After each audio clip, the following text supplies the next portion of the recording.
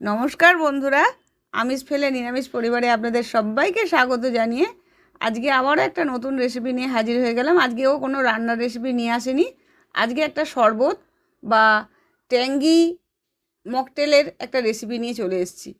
এর জন্য আমি 1 প্যাকেট ট্যাং নিয়ে নিয়েছি। আপনারা যে কোনো রসনা বা এরকম জাতীয় কোনো কিছু নিয়ে নিতে পারেন। আর বাড়িতে খুবই সামান্য উপকরণেই এই রেসিপিটা করতে পারবেন। হঠাৎ করে বাড়িতে কেউ এসে গেলে যদি বানিয়ে দেন, কেউ বুঝতে পারবে না, ভাববে যে বাইরে থেকেই কিনে নিয়ে আসা। এর জন্য খুবই কম উপকরণ লাগছে। আমি চিনি আর হাজমোলা গোটা 10 মতন একসঙ্গে গুঁড়ো করে নিয়েছি, আর 4 চামচ নিয়েছি চিনি। ওটা ভালো করে গুঁড়ো করে নিয়ে 1 চামচের মতন দিলাম লেবুর রস। এটা 1 গ্লাস জলের জন্য বানাচ্ছি। একটু পুদিনা পাতা দিয়েছি, ট্যাংটা দিয়ে দিলাম। দিয়ে এর মধ্যে আমি ধনে, জিরে আর শুকনো লঙ্কা হালকা করে ভেজে গুঁড়ো করে রেখেছিলাম, সেইটা দিলাম 1/2 চামচ। আর দিয়ে একটু দিয়ে দিলাম সোডা।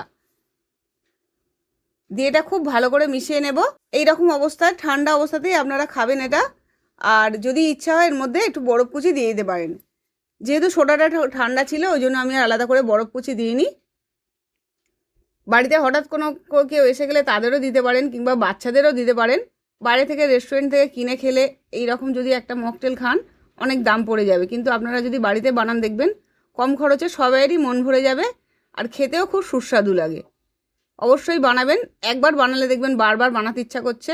আবার ফিরে আসবে এইরকম নতুন নতুন সব রেসিপি নিয়ে। সুস্থ থাকবেন, ভালো থাকবেন। নমস্কার।